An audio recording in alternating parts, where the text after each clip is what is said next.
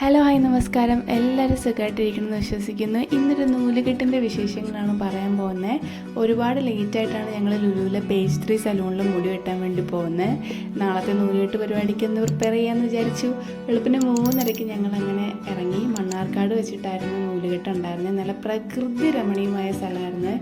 ഞങ്ങൾ എത്തിയപ്പോൾ തന്നെ ഞങ്ങൾക്ക് ഇഡ്ഡലിയും വടയും ഒക്കെ ആയിട്ട് നല്ല അടിപൊളി ബ്രേക്ക്ഫാസ്റ്റ് കിട്ടിയായിരുന്നു. വിശന്ന് കിറങ്ങിയാണ് ചെന്നത്.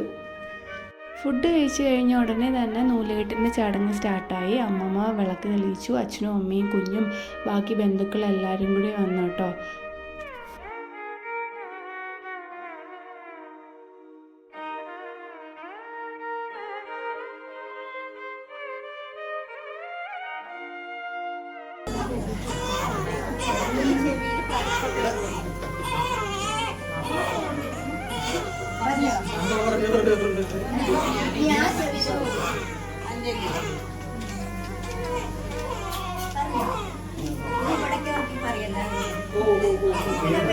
കുട്ടിയുടെ പേര്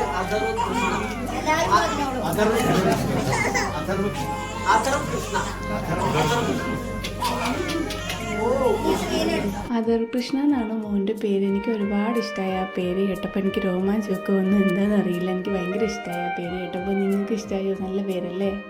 പിന്നെ അത് കഴിഞ്ഞിട്ട് കരിവള ഇടുന്നതും കണ്ണെഴുതുന്നതും അമ്മയും അച്ഛനും അച്ചമ്മയും അമ്മമ്മയൊക്കെ പാലും എടുക്കുന്നതൊക്കെയുള്ള ചടങ്ങായിരുന്നു.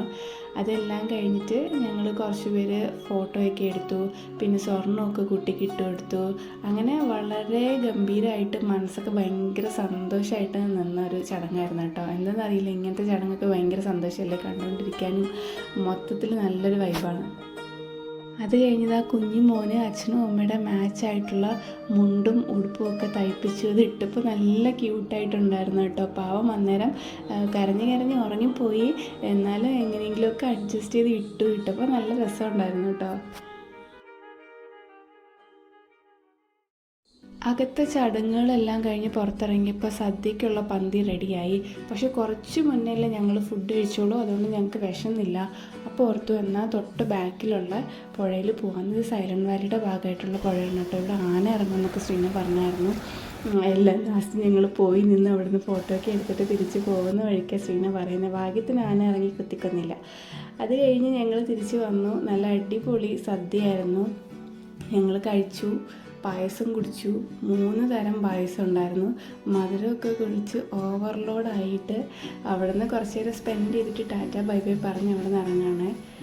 നല്ല പ്രകൃതി ഭംഗി നിറഞ്ഞ സ്ഥലമായിരുന്നു. ഈ തേനീച്ചക്കൂട് ഇങ്ങനെ ഒരുക്കി വെച്ചിട്ടുണ്ടായിരുന്നു. പിന്നെ ഓരോ കായകളും പേരക്കകളും ഒക്കെ ഇങ്ങനെ കാച്ചെടുപ്പുണ്ടായിരുന്നു. പോണ വഴിക്ക് എല്ലാം ഞാൻ ഫോണിലെടുത്തു. ഫോണിപ്പോൾ കയ്യിരിക്കില്ല, എന്താ ഇപ്പോൾ എടുത്ത പ്രശ്നമില്ല. കഴിഞ്ഞ് ഞങ്ങളൊരു റെസ്റ്റോറൻറ്റിൽ കയറി ചായയും പക്കോടയൊക്കെ കഴിച്ചു.